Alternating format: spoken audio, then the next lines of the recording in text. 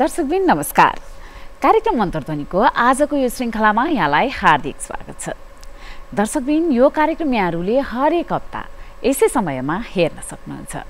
यस कार्यक्रममा हामी कला तथा साहित्यका विविध पक्षको विषयमा चर्चा गर्छौँ। यसै सन्दर्भमा संवाद गर्नको निम्ति आज हामीसँग हुनुहुन्छ साहित्यकार विजय दोष थापा। आउनुहोस् उहाँलाई कार्यक्रममा स्वागत गरौँ। स्वागत छ यहाँलाई कार्यक्रममा। हस्, नमस्कार। केमा व्यस्त हुनुहुन्छ हिजो आज? त्यति व्यस्त त छैन अहिले। मैले धेरै जसो सोध्ने एउटा प्रश्न हुन्छ जो चाहिँ रिटायर लाइफ जिउँदै हुनुहुन्छ उहाँहरूलाई, होइन? अझ लेखकहरूको लागि, स्रष्टाहरूको लागि त अवकाशपछिको जीवन चाहिँ एउटा स्वर्णिम समय भनिन्छ नि। कस्तो छ यहाँ? ठिक छ, फुर्सद त हुन्छ, तर लेख्ने भन्ने कुरो फुर्सद मात्रै भएर हुँदैन। किनभने अफिसमै पनि काम गर्दा जुन ग्याप हुन्थ्यो यस्तो दिमागमा आइहाल्थ्यो, टिपटाप लेखिहालिन्थ्यो। र अहिले पनि लेख्छु भनेर घोरिएर मात्रै बसेर हुँदैन, तर समय चाहिँ छ। समय छ भनेपछि कस्तो बेलामा चाहिँ लेखिन्छ? यसै भन्न मिल्दैन। कहिलेकाहीँ टेबलमा बसेर पनि लेखिन्छ भने, कहिलेकाहीँ घन्टौँ बस्दा पनि लेखिँदैन, कहिलेकाहीँ हिँड्दै पनि लेखिन्छ, कहिलेकाहीँ काम गर्दा गर्दा पनि आउँछ सानोतिनो भावनाहरू। तर के भने जे सम्झ्यो जे आयो त्यो चाहिँ यसो नोट गर्न सक्यो भने राम्रो, यदि भएन भने फेरि एकछिनपछि त्यो सोचाइ बदलिन्छ। कस्तो विषयले चाहिँ यहाँलाई एकदमै टक्कै छुन्छ? मलाई त धेरै जसो समसामयिक विषयले। किनभने हुन त म गीतहरू पनि लेख्छु, तर धेरै जसो कविता मुक्तक लेख्छु। अनि जुन यो वर्तमान परिवेशहरू जुन बेला छ त्यही बेलाको घटना परिघटनाले अनि मन नपरेका कुराहरू चित्त बुझेन भने केही न केही आउँछ। यहाँले नि भनिहाल्नुभयो यात्रा, नियात्रा, होइन? कविता, मुक्तक, गीत, उपन्यास, गीत, हजुर हरेक विधामा कलम चलाउनुहुन्छ। एकदमै मनपर्ने विधा चाहिँ? पहिले त मनपर्ने विधा कविता मुक्तक थियो। आजभोलि नियात्रा पनि मनपर्छ, तर एउटा अप्ठ्यारो कुरा के भने नियात्रालाई यात्रै गर्नु पर्यो। त्यसले गर्दाखेरि यो अलिकति खर्चाले पनि हुन्छ, सधैँ यात्रा पनि गर्न सकिँदैन। त्यसैले दुइटै टाइममा। अझ गीत पनि मनपर्छ, गीतहरू पनि लेख्छु। मुक्तक झन् मनपर्छ, छोटोमा सिद्धिन्छ। यहाँका धेरै कविताका पुस्तकहरू छन्। हजुर छन्, होइन? एउटा यहाँको कविताबाटै सुरु गरौँ। हस्, एउटा आमा भन्ने कविता भन्छु। यो आमा भन्नाले मैले मातृभूमि आमा सम्झेर लेखेको हुँ। आमा भन्ने कविता वाचन गर्छु। आमा, आमा तिम्रो माया लाग्छ तिमी राम्री भइदियौ। आमा तिम्रो माया लाग्छ तिमी राम्री भइदियौ।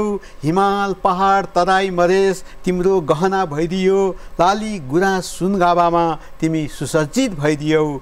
असंख्य झरना र हिम नदीले तिमी सुसज्जित भइदियौ। आमा तिम्रो माया लाग्छ तिमी राम्री भइदियौ। आफ्नै अमूल्य खागले असुरक्षित बनेको गैँडा झैँ, आफ्नै अमूल्य खागले असुरक्षित बनेको गैँडा झैँ, आफ्नै सुगन्धित बाँसले असुरक्षित बनेको कस्तुरी झैँ, अटुट हिम नदीले मणि माणिक्यको पहराले, असंख्य अदृश्य खनिजले, भौगोलिक जोड घटाउले विश्व केन्द्रित बाटिका भइदियौ। आमा तिम्रो माया लाग्छ तिमी असुरक्षित भइदियौ। आमा तिम्रो माया लाग्छ तिमी असुरक्षित भइदियौ। तिमी कुरूप भइदिए, तिमी कुरूप भइदिए, अपार जलस्रोत नभइदिए, सर्वोच्च सगरमाथामा डाँपे मुनाल ननाचिदिए। तिम्रो सौन्दर्यमा कुदृष्टि पर्ने थिएन, तिमी अपहरण होलाउ भन्ने मलाई कुनै त्रास हुने थिएन। उजाडिएको अशोक बाटिका जस्तो भए, विस्फोट भएको मरुभूमि जस्तो भए, बाढीले बगाएको बस्ती जस्तो भए, एकै निमेषमा ध्वस्त पार्ने अणुबम जस्तो भए, विस्फोट हुन लागेको ज्वालामुखी जस्तो भए, तरुल जस्तो कमलो होइन चट्टान जस्तो कठोर भए। आमा तिमी सुरक्षित हुने थियौ। आमा तिमी मेरो आमा नै रहने थियौ। आमा तिम्रो सन्तान अर्काको सहारा खोज्ने भए, आमा तिम्रो सन्तान अर्काको सहारा खोज्ने भए, खान मुख ताक्ने भए, फाटेका थोत्रा लुगा ओढी पुस माघको सिरेटो काट्ने भए, कोही पदमा बिक्ने भए कोही पैसामा बिक्ने भए कोही पदमा बिक्ने भए कोही पैसामा बिक्ने भए तेरो मेरो भन्दा भन्दै एक आपसमा लड्ने भए आमा तिम्रो माया लाग्छ तिम्रो काखमा खै को बस्ने भए आमा तिम्रो माया लाग्छ खै कहिलेसम्म मेरो भन्न पाउने भए आमा तिम्रो माया लाग्छ खै कहिलेसम्म मेरो भन्न पाउने भए। धन्यवाद। यति सुन्दर थिएन न आमा भने कसैको गिद्धे आँखा लाग्दैन थियो। हुन त एउटा आमा नै देखिन्छ यसमा होइन, हुन धरती माता नै हुनुहुन्छ। एउटी सामान्य अर्थमा हामीले बुझ्दा पनि होइन, जुन यो यहाँले कविता वाचन गरिराख्नु भएको छ, कविता वाचन गरिरहँदाखेरि चाहिँ इमेज आउने कि आमा यस्ती थिइन्, यस्ती राम्री सुन्दर होइन, हरेक कुराले भरिपूर्ण छ। तेरो त सबैका गिद्धे आँखाहरू लाग्यो। यदि कुरूप थिइन् भने होइन, बास्ट हुन्थिन् भने कसैले केही गर्न सक्दैन थियो। एकदमै के पुरै दृश्य आउने कविता कसरी लेख्न सकिन्छ? यस्ता कविता लेख्न के हुनुपर्छ, केले छुनपर्छ र यस्ता कविता लेखिन्छन्? होइन, कविता हुनलाई त अब छुने भन्ने कुरा आएन, मनमा मनको भावना कुरा आयो। अब त्यो लेख्दा लेख्दै मन आउँछ, उर्लेर आउँछ ती कुराहरू। र अब फेरि यस्तै यही लेखौँ भनेर बसेर त हुने कुरा आएन। यसो दिमागमा सोच्दाखेरि भावनाहरू त हो नि, इतिहास, भूगोल, सामाजिक परिवेश अनि मनका भावनाहरू, यी सबैले जुन दिमागमा एउटा रोल एउटा प्ले गर्छ अनि कहिले कताबाट त्यो सृजना उत्पन्न हुन्छ। यस्तै हो। यो एउटै बसाइमा लेख्नु भएको हो? होइन, कविता त एउटै बसाइमा लेख्नुपर्छ प्राय गरेर। हो, किनभने त्यो भावना परिमार्जन गरिँदैन। प्राय गरेर परिमार्जन पनि गरिँदैन है। अब परिमार्जन भन्नाले शुद्ध अशुद्धहरू कुराहरू, वर्ण विन्यासका कुराहरू परिमार्जन गर्नुपर्छ। तर जुन यो भावना आउने कुराहरू प्राय गरेर कहिलेकाहीँ हुनु पनि सक्छ। सँगसँगै मलाई यहाँको गीतको पनि कुरा गर्न मन लाग्यो।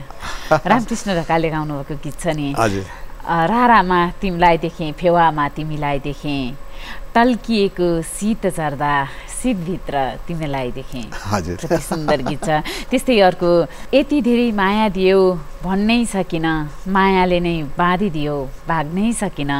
त्यस्तै, कस्तो यो नशा लाग्यो सम्झी सम्झी बस्ने, तिमीलाई सम्झी बस्दा संसार नै बुन्ने लगायत रामकृष्ण ढकालले यहाँका धेरै गीतहरू गाउनु भएको छ होइन। अझै यहाँका 3टा गीत, 8वटा 3टा अनि फुटकर पनि छन्, एल्बम नै निकाल्नु भएको छ यहाँले। खास नि कविता र गीतमा चाहिँ के अन्तर हुन्छ? कविता र गीतमा अलिक फरक हुन्छ, किनभने गीतमा प्राय गरेर व्यङ्ग लेखिँदैन, प्रेमिल कुरा लेखिन्छ। सुखका कुरा, दुःखका कुरा, हाँस्ने अथवा अलिकति त्यस्तै भावनाका कुरा लेखिन्छ। कवितामा पनि त्यो नहुने होइन, कवितामा पनि लेखिन्छ। तर मैले कवितामा लेखा चाहिँ अलिक बढी व्यङ्ग्यात्मक हुन्छ कवितामा। अनि त्यसैले पनि खालि व्यङ्ग सृजना गर्ने हो कि जस्तो पनि कता लागेर अनि मैले गीतपट्टि लागेको हुँ। यहाँले कविता लेख्न सुरु गरेपछि अथवा म कविता लेख्छु भन्दै गीत बनेको अथवा गीत लेख्दा लेख्दै कविता बनेको चाहिँ छ कि छैन? त्यो त हुन्छ, त्यस्तो हुन्छ। कविता लेख्दाखेरि एउटा गीत थियो अलि सिरियस टाइपको, अनि सङ्गीतकारले सङ्गीत भरेछ एकदम रोमान्टिक टाइपको। अब के गर्ने, अनि त्यसै यो शब्द मिलाएर फेरि रोमान्टिक बनाउनु पर्यो यस्तो त भने। अब कविता लेख्दा कहिलेकाहीँ अलि माइल्ड खालको नरम खालको कुराहरू गर्दाखेरि त्यस्तो हुँदाखेरि अलि साइड बाई साइड पनि गर्छु, फेरि साइडमा यसो टिपेर अनि त्यसलाई पनि कन्टिन्यू गर्ने। एउटा गीत सबैले मन पराउने गीत हुनको लागि त्यसको शब्द राम्रो हुनु परोस् कि सङ्गीत राम्रो हुनुपर्छ कि गायन राम्रो हुनुपर्छ, के हुन्छ, कसको बढी भूमिका हुन्छ? यसको त वास्तवमा 3टैको उत्तिकै रोल हुन्छ। तर 3टैले सबैलाई मन पराउने गर्छु भन्दाखेरि त्यो गरिँदैन। म सबैभन्दा राम्रो लेख्छु भनेर पनि हुँदैन त्यो, किनभने राम्रो कसलाई भन्ने, नराम्रो कसलाई भन्ने, मन केले छुन्छ केले छुँदैन त्यो आफ्नो फेरि आफूले हेर्दाखेरि त सबै राम्रो, सबै मिठास हुन्छ। अनि राम्रो गर्छु भनेर सङ्गीतकारले छानेको गीत पनि कहिलेकाहीँ नराम्रो हुन्छ। बरु त्यस्तै सङ्गीतकारले सङ्गीत भरेको पनि सङ्गीत भएर उहाँले सुनाउनुहुन्छ ठिकै राम्रै लाग्छ। त्यस्तै गायकले पनि भन्नाले सबै नै त्यस्तै होइन, तर सबैले मन पराउने त्यो हुनको लागि त्यो कम्बिनेसन राम्रो सङ्गीतकार, राम्रो लेखक, राम्रो गायकले मात्रै पनि हुँदैन। त्यो संयोग पनि मिल्नुपर्छ, संयोग मिल्नुपर्छ। त्यो कस्तो परिवेश कसरी सृजना भएर निस्किन्छ त्यो भन्ने किसिमको नि जन्मदा कसरी जन्मिन्छ भनौँ न त्यो सृजनाको त्यसमा भर पर्छ। अनि मैले एकचोटि भनेको थिएँ न्यु बज्राचार्यजीसँग सङ्गीत गर्दै हुनुहुन्थ्यो होइन भन्नुहोस् न अलि मिलाएर अलि तपाईँ पनि भन्नुहोस् एउटा यो राम्रो म छानेर राम्रोसँग लेख्छु अलि राम्रो लेखौँ न यस्तो भन्दाखेरि अनि उहाँले भन्नुभयो होइन विजय त्यो हामी पनि भन्न सक्दैनौँ साधारण बाजा म्युजिक दिएर गएको गीत त्यो नै एकदम राम्रो भइदिन्छ कहिलेकाहीँ जति मेहनत गरे पनि त्यो राम्रो हुँदैन त्यसमा कुनै छैन भन्ने कुरा गर्नुहुन्थ्यो। यहाँले कविता धेरै लेख्नु भएको छ आज हामी अलिक बढी कविता सुन्छौँ किनभने यहाँका व्यङ्ग्यात्मक कविताहरू यति धेरै छन्। हजुर अलिक बढी कविता सुन्छौँ र थोरै कुराकानी गर्छौँ। हस् कुराकानी एकदम थोरै हुन्छ। अर्को कविता सुन्छौँ। हस् एउटा कस्तो सृजना भयो भने के कविता लेख्ने त शीर्षक नै कहिलेकाहीँ अब यस्तो हावा पानी फुल प्राकृतिक कुराहरू त्यति मन जाँदैन पनि अनि अब व्यङ्ग भन्दा के भने अनि त्यति हुँदाहुँदै कस्तो कविता लेखौँ भन्दा हुँदै लेखौँ कस्तो कविता शीर्षक नै मलाई त्यो आयो अनि मैले लेखौँ कस्तो कविता सोच्न थालेँ अनि यसरी लेखेँ। खोक्रो पेटभित्रको आगोको ज्वाला जस्तो अशान्ति र अभावले शून्य भएको गाउँ जस्तो पसिनाको धारा पिउँदै भारी बोक्ने भरिया जस्तो या देशघाती काम गरेर पनि झन्डा ओढ्ने नेता जस्तो भन्नुहोस् तपाईँलाई के मनपर्छ लेखौँ कविता कस्तो भन्नुहोस् तपाईँलाई के मनपर्छ लेखौँ कविता कस्तो। सामूहिक बलात्कार भोग्ने कि ती फुलमाया जस्तो यो कसैको नामले मैले फुलमाया राखेँ।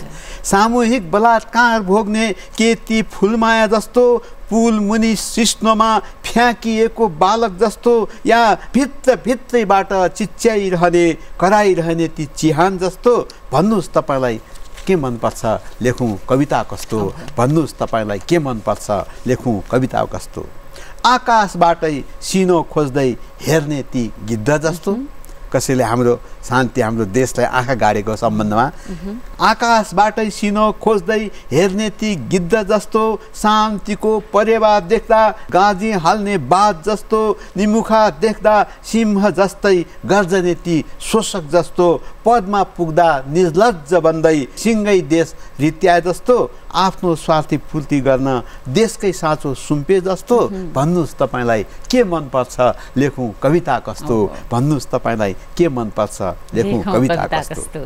आफ्नो देशमा ले रोजगार नदी विदेशतिर धपाए जस्तो आफ्नो देशमा रोजगार नदी विदेशतिर धपाए जस्तो रगत पसिना बेची बेची मरुभूमिमा रमाउन परे जस्तो जेठमा उडी गए पनि बन्द बाकसमा आए जस्तो बा छटपटी र चितकार बीच पनि फुलमा रमाउने कवि जस्तो या सहर जलिरहँदा पनि राग अलाप्ने निरो जस्तो भन्नुहोस् तपाईँलाई के मनपर्छ लेखौँ कविता कस्तो भन्नुहोस् तपाईँलाई के मनपर्छ लेखौँ कविता कस्तो। आफ्नै घर भत्काउने असंख्य ती बाँदर जस्तो आफ्नै घर भत्काउने असंख्य ती बाँदर जस्तो अर्काको भागमा आँखा गाड्ने भुस्या ती कुकुर जस्तो कराईको दुध आफै रित्याउने सुरो ती बिलारो जस्तो लात खाएपछि बात मान्ने धोबीका ती पाजी जस्तो या चुनाव आउँदा लाचार बन्दै भोट माग्ने नेता जस्तो भन्नुहोस् तपाईँलाई के मनपर्छ लेखौँ कविता कस्तो भन्नुहोस् तपाईँलाई के मनपर्छ लेखौँ कविता कस्तो। आएका शरणार्थी अन्तै गए आएका शरणार्थी अन्तै गए आफै शरणार्थी भए जस्तो आएका शरणार्थी अन्तै गए आफै शरणार्थी भए जस्तो अग्ला अग्ला बाँसलाई फिस्टोले नुहाए भने जस्तो आफ्नो हुत्ती केही नभए पनि आकाश थाम्ने हुटिट्याउ जस्तो या उत्तरदायित्व केही नदिई टाउको लुकाउने सुतुरमुर्ग जस्तो भन्नुहोस् तपाईँलाई के मनपर्छ लेखौँ कविता कस्तो भन्नुहोस् तपाईँलाई के मनपर्छ लेखौँ कविता कस्तो भनिदिनु होला पछि त्यस्तै कविता लेख्नुला। ओहो एकदमै सुन्दर के यहाँले त हाँसी हाँसी यति ठुलो व्यङ्ग्य दिनुभयो कि प्रत्येकले ओहो यो त मलाई भनेको कि त्यो समाज त्यो परिवेश त्यो घटनाले यो उब्जाउने कुरा हो नि त मनमा छुने कुरा हो अनि आयो सूचना। त्यतिखेर यहाँ सरकारी सेवामै हुनुहुन्थ्यो? होइन म 67 सालमा रिटायर भएको हुँ। ए यहाँ नेपाल खाद्य संस्थानको पूर्व नायब महाप्रबन्धक होइन त, त्यहीबाट रिटायर हुनुभयो। हजुर, यहाँ सेवामा हुँदा चाहिँ लेख्नुहुन्थ्यो कि हुन्नथ्यो? लेख्थेँ, किनभने मैले त पहिले केटकेटीमा लेख्थेँ, अनि बिचमा पिताजीले नै पढाइ आफ्नो इलम गरेपछि मात्रै लेख्ने भनेर अलिकति त्यस्तै निर्देशन भावनाले छोडेँ। अनि गर्दा गर्दै मैले म 67 सालमा रिटायर भएको हुँ, त्यस्तै 10 वर्ष अगाडिदेखि नै मैले लेख्न सुरु गरेँ। रिटायर हुनुभन्दा 10 वर्ष अगाडिदेखि लेख्न सुरु गर्नुभयो। यहाँको पिताजीको कुरा गर्नुपर्दाखेरि मैले एकदम जोड्नै पर्ने हुन्छ। लीलाध्वज थापा उहाँले चाहिँ 2014 सालमा मन उपन्यासबाट मदन पुरस्कार पाउनुभएको। त्यो बेला 2014 साल भनेको त धेरै अगाडि। कसरी सम्झिनुहुन्छ बुवालाई? साहित्यकार सानै उमेरदेखि नै लेख्न थाल्नु भएको रहेछ, किनभने अरू भूमिका लेख्नेहरू पहिलेका देवकोटा, लेखनाथ, बालकृष्णसम्म उहाँहरूले लेखेकोबाट मैले अध्ययन गर्दा थाहा पाएको र उहाँले तीक्ष्ण बुद्धिको सानैदेखि लेख्न थालेको र 2 सालमा अमरमाया नाटक प्रकाशित गरिरहेको रहेछ र त्यसमा उहाँले लेख्नुभएको थियो भूमिकामा। मैले 4-5 वटा अरू पुस्तकहरू मेरो भइसकेका छन् र कसैले यो लुटिएन, हराएन र डाँका लागेन भने यसमा म प्रकाशित गर्दै जानेछु भनेर उहाँले लेख्नु भएको थियो। त्यसपछि दोस्रो उहाँले लेखेको मैले सम्झेँ दारी भन्ने निबन्ध, बाल निबन्ध 40-45 पेजको, अनि 9 सालमा त्यो प्रकाशित भएको रहेछ।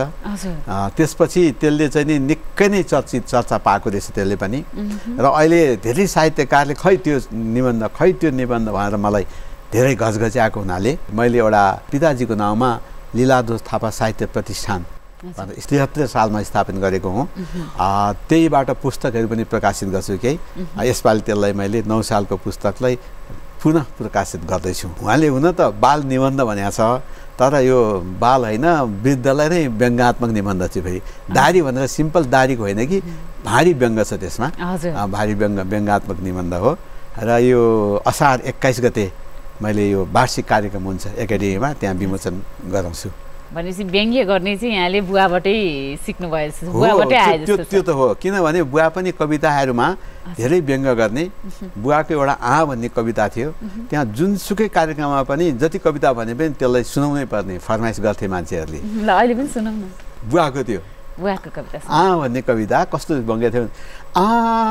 मलाई भोक लागेको छ, मलाई भोक लागेको छ, त्यो चाँदी झै टलक्क टल्केका खप्परहरू चरम चरम चपाउन मन लाग्छ, मलाई भोक लागेको छ गरेर गर्छिन्थ्यो।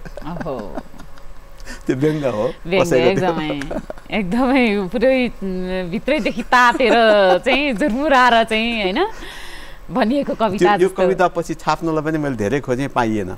यो पाइएन, बच्चामा सुनेको हुनाले यति 4-5 लाइन मात्रै आउँछ, त्यति नै हो। उहाँले जुन अघि भन्नुभयो नि कहीँ डाका लागेन, चोरिएन भने चाहिँ म त्यो पुस्तक प्रकाशन गर्छु जुन भन्नुभयो नि, त्यो बेलामा चाहिँ उहाँहरूले लेखेका सृजनाहरू प्रकाशन गर्ने गाह्रो अवस्था थियो? गाह्रो थियो, राणाकालीन अवस्था थियो। अनि अब सेन्सर मात्र होइन, निकै नै गाह्रो हुन्थ्यो। फेरि त्यही विरोधी आन्दोलनमा पनि लागेको रहेछ इतिहास पल्टाउँदाखेरि।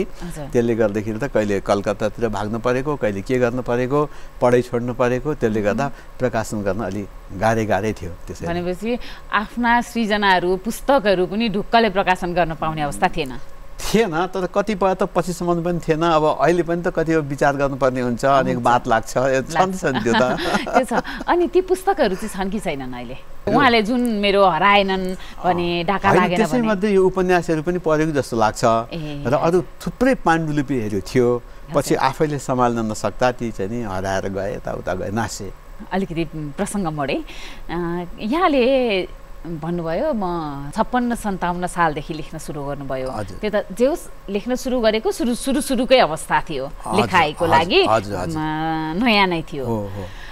यो प्रारम्भिक अवस्था र आजको अवस्थाको लेखाइमा कतिको अन्तर पाउनुहुन्छ? पहिले भन्दा अहिले अलि सुधार भएको छ। कविता बन्छ चाँडै, अथवा त्यो सोचेरै लेखिन्छ। पहिले त के लेख्ने होला भनेर ट्राई गरिन्थ्यो कलम कसेर। अब दिमागमा केही खेल्छ अनि लेखिन्छ भनेपछि अलि सजिलो हुन्छ। फरक भएको छ धेरै होइन? भनेपछि नि आजको नेपाली समाजको लागि हजुर साहित्यले कस्तो भूमिका खेल्न पर्छ? भूमिका खेल्नुपर्छ। र खेली पनि रहेछ। म चाहिँ के भन्छु भने साहित्यकारहरूले खालि प्रेमिल कुराहरू, प्रेमिल गजलहरू, प्रेमिल मुक्तकहरू, कथाहरू पनि त्यस्तैमा मात्रै रमाउनु हुँदैन भन्छु म त।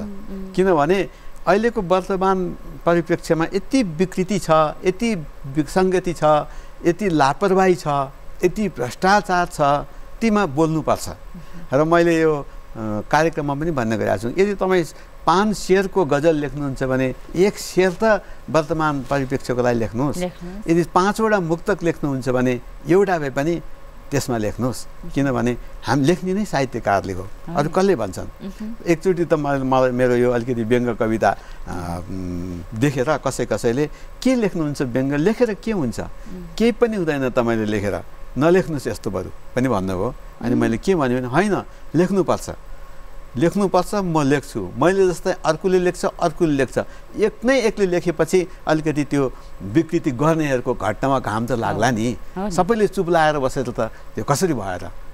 त्यस कारण यो सामाजिक सुधारको लागि व्यङ्ग कविता साहित्य नै खाँचोस् लेख्नै पर्छ। हजुर, हैन? हामी फेरि एउटा कविता सुन्छ, शान्तिको लागि भन्ने एउटा, यो पहिले लेखेको कविता मध्ये नै हो। शक्तिको लागि मात्र होइन, शान्तिको लागि लड।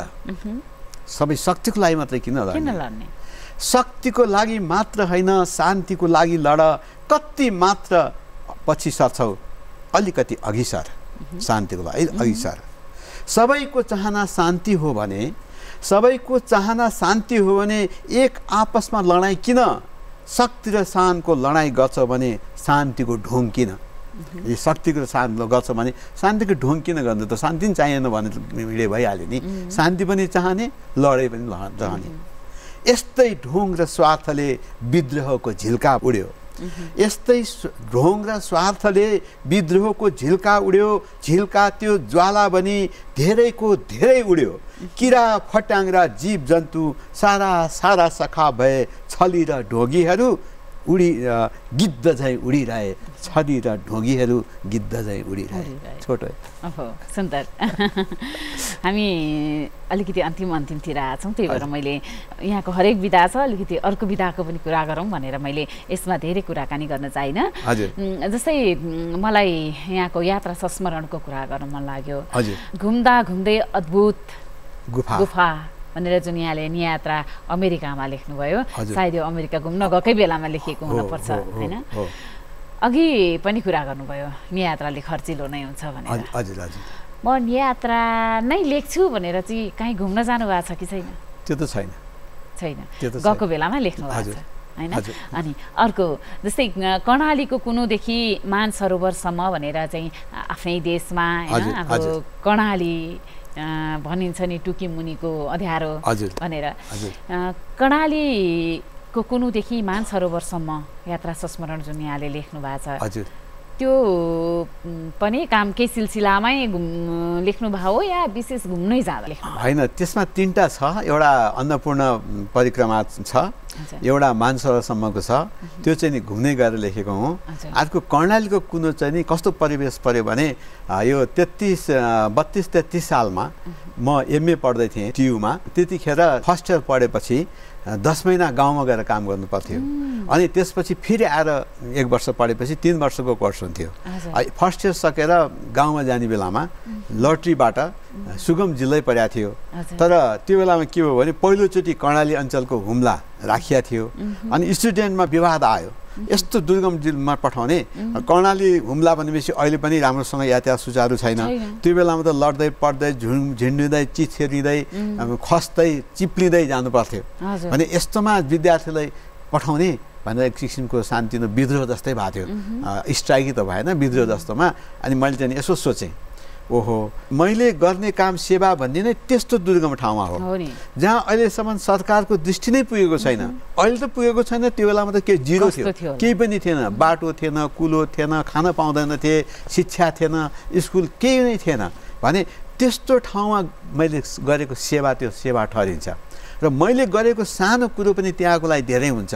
त्यस कारण मैले चाहिँ मेरो सुगमको ठाउँ साटिकन हुम्ला रोजेँ। हुम्ला रोज्दाखेरि युनिभर्सिटीमा त शान्ति न तहलकै जस्तो भएको थियो। ए फलानु हुम्ला जाने रे अनि कोही त यो जूमा राखेको चिडियाखानामा राखेको प्राणीलाई हेर्न गए जस्तै हेर्न आउँथ्यो मलाई सबै को रहेछ त त्यो हुम्ला जान्छु भनेर अनि त्यसपछि युनिभर्सिटीको त्यो उसमा पनि बोलाएर सोध्नुहुन्थ्यो तिमी कहाँ ट्रेकिङ गर्न गएको छौ कतिको साहस त्यस्तो सानो कसरी साहस गर्यो भनेर अनि भन्दा भन्दै सबै हाँस्थे कति त डराए पनि आउँदाखेरि मरेर आयो भने त उनीहरूलाई पनि गाल पर्छ तर मैले दृढ गरेँ म जान्छु म सेवा गर्छु र मैले अर्को पनि के एङ्गलबाट हेरेँ भने मैले पढेर ठुलो भएपछि म जागिरमा हुन्छु होला चाहे सिडिओ हुन्छु होला चाहे अञ्चलाधीश बन्छु होला चाहे सचिवै बन्छु होला अथवा जे पनि हुन सक्छु नि त्यो बेला नियम कानुनले मेरो मनलाई म जान पनि पाउँदिनँ र म त्यो सामाजिक कार्य गर्न मसँग टाइम पनि हुँदैन व्यापारी होला परिवार होला भने त्यस्तो दुर्गममा को जान्छ यो मेरो गोल्डन टाइम हो म अहिले गएर केही गर्छु भनेर दृढ गरेर म गएँ र हुम्ला जस्तो ठाउँमा 10 महिना बसेँ र त्यहाँ मैले सोचे जस्तै धेरै मैले नभनौँ मसँग अर्को साथी पनि हुनुहुन्थ्यो रेवत बहादुर कार्की हामी दुईजना सँगै बसेका थियौँ एक ठाउँमा दुईजना बस्न दिन्थ्यो फेसिलिटी अनि हामीले यति धेरै काम गऱ्यौँ धेरै बाटोघाटो बनायौँ अस्ति मैले त स्वाट लाएर एउटा उसमा एकदम जनसाधारण गरिरहेको एउटा आथ्यो त्यो फेसबुकमा अनि मैले भने कि त्यो के 8 महिनामा बिना पैसा जनसंविधानबाट कति विकास भयो र त्यो ठाउँको त्यो पनि हेरौँ न त्यो हेर्दाखेरि पो त मलाई उ लाग्छ भने 8 महिनामा कति बाटोघाटो बनाइयो बाटोघाटो भने यस्तो पिच त होइन गोरेटो बाटो गाईहरू चराउन पनि जाने बाटो नभएको ठाउँमा बाटो बनाइयो पानी पँधेरहरू बनाइयो पानी नै नभएको ठाउँमा कुवा खनेर ल पानी खाऊ बिहानभरि पानी लिन जानुपर्ने गाउँमा कुवा खनेर बिना पैसा है बिना आफ्नै श्रमदान आफै लुगा फुकालेर आफैले खनेर है अनि पछि त अरूले सहयोग पनि गरे त्यो बनाइयो जिल्लामा सिमीकोट सदरमुकाममा शुद्ध हाई स्कुल नभएको ठाउँमा 40 कोस टाढा गाउँमा प्राथमिक स्कुल पनि बन्द भएको ठाउँमा स्कुल जगाएर 6 महिनाभित्रमा हाई स्कुल खोलेर हाई स्कुल प्रपोज गरेर हाई स्कुल मागेर हाई स्कुल स्वीकृत गराएर आइयो अहिले अस्ति फेसबुकमा मैले फोटो देखेको थिएँ राम्रो बिल्डिङहरू बनेछन् त्यसले गर्दा आनन्द लाग्यो पहिलो कर्णाली अञ्चलमै भने पनि हुन्छ पहिलो पुस्तकालय खोलियो विकास पुस्तकालय त्यतिखेरै विद्यार्थीहरूलाई पुस्तक अहिले वास्तवमा त्यो त्यति जतनले सञ्चालन गरेनन् भन्ने सुन्छु विद्यार्थीहरूको पुस्तकै हुँदैन थियो जुम्लामा पठाएर भैलो खेलेर आफ्नो पैसा हालेर पुस्तकहरू मगाएर पुस्तकालय खोलियो यस्ता त्यति मात्रै होइन कि ठुलो यो कस्तुरी बिना स्मगलर भइरहेको ठुलो स्मगलर 4-5 जनालाई समातेर 2 जनाले मात्रै समातेर बाँधेर बिना कस्तुरी बरामद गरेर सिडिओलाई बुझाएर काठमाडौँमा दरबारमा ल्याएर उसले दाखिला गरेछ हल्लाले यहाँ बुझाउन आउनु भनेर अनि काठमाडौँमा आएर पनि खै मैले त्यो समातेको ती बिनाहरू कहाँ गयो राष्ट्रिय ढुकुटीमा आम्दानी बाध्यो कि बाँधेन भनेर मैले र्याक्ती पारेँ गरेँ गृह मन्त्रालयदेखि लिएर दरबारका ठुल्ठुला सचिवहरूसँग पनि विवाद गरेपछि गरेँ यहाँ मैले एउटा फुर्ती अर्कै थियो त्यो सम्झेर मलाई भेट्यो होइन दरबारमा थियो अब प्रमुख सचिवले भन्नुभयो कि यो होइन यो सरकारले भने राजाले यो बद्रीनाथ केदारनाथमा हरेक वर्ष चढाउने कोटा हुन्छ अरे कस्तुरी चढाउनु पर्छ अरे त्यो कोटामा चढाइबक्स्यो भनिदियो के हो के थाहा है त्यस्तो दुःख गरेर गरिएको कमसेकम राखेको थियो सुरक्षित गरेको थियो भने पनि त हुन्थ्यो नि अनि त्यो अब ती सबै परिप्रेक्ष्यले केले हो एउटा सेवा पदक पनि बक्सेको थियो तर मैले गएर सचिवकै अगाडि यो सेवा पदक किन दिएको लिन्न म चाहिँदैन भनेर मैले भन्दा निकै डिबेट नै भयो अनि पछि चाहिँ नि फेरि दिएको चिज भइहाल्यो त लिउँ त भनेर लिएँ अन्तिममा आएर चाहिँ यहाँसँगको कुराकानी अझै महत्त्वपूर्ण लाग्यो किनभने यहाँले कलेज पढ्दै गर्दाको अवस्थामा हुम्लामा गएर विद्यालय पनि खोल्नुभयो पुस्तकालय खोल्नुभयो होइन यस्ता कार्यहरूमा चाहिँ अझ बाटोघाटो बनाउनेदेखि धेरै काम गरियो त्यतिखेर भन्नुभयो एकदमै खुसी लाग्यो कोही नगएको ठाउँमा यहाँ जानुभयो र त अहिलेसम्म पनि कर्णालीको कुनुदेखि मानसरोवरसम्म यात्रा संस्मरण चाहिँ एउटा पुस्तक निकाल्न पाउनुभयो अहिलेसम्म जीवित छ नि त अरू कुरा मानसरोवर त गएँ मानसरोवरमा पनि पहिलो र अन्तिम अहिलेसम्म छैन मैले त्यहाँ साहित्यिक गोष्ठी गरेँ कवि गोष्ठी गरेँ मानसरोवरमा आजसम्म त्योभन्दा पहिले पनि थिएन, अहिलेसम्म हाम्रो पत्रकार हुनुहुन्थ्यो हरिहर बिराई, उहाँ पनि हाम्रो ग्रुपमा पर्नु भएको थियो। उहाँलाई सभापति बनाए। अनि अरू इन्डियाबाट आएका ठुला ठुला महात्माहरू हुनुहुन्थ्यो, उहाँहरूलाई विशेष प्रमुख अतिथि बनाए। त्यसले सञ्चालन गरेर कवि गोष्ठी पनि गरेँ। वास्तवमा अब यस्तै त हो नि, अब त्यसैले कसैले गरेको भए कति चर्चा हुन्थ्यो होला। अब हामीले गऱ्यौँ, एकचोटि सानो न्युज राजधानीले निकालेको थियो पेपरमा, त्यति हो।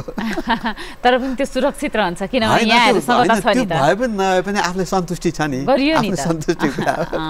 यहाँसँग कुराकानी गर्नलाई हामीसँग धेरै नै विषय थिए हैन, समय एकदम छोटो छ, हामी समय सकिसकेको छ। यहाँको अमूल्य समयको लागि धेरै धेरै धन्यवाद। हस्, मलाई पनि बोलाउनु भयो, केही बोल्ने मौका दिनुभयो यो एनटिभी र यहाँलाई पनि धेरै धेरै धन्यवाद। हस्। दर्शकबिन, उहाँ हुनुहुन्थ्यो साहित्यकार विजय दोष थापा। आगामी हप्ता यस्तै स्रष्टासँगको संवाद लिएर उपस्थित हुनेछौँ। तबसम्मको लागि बिदा दिनुहोस्। नमस्कार।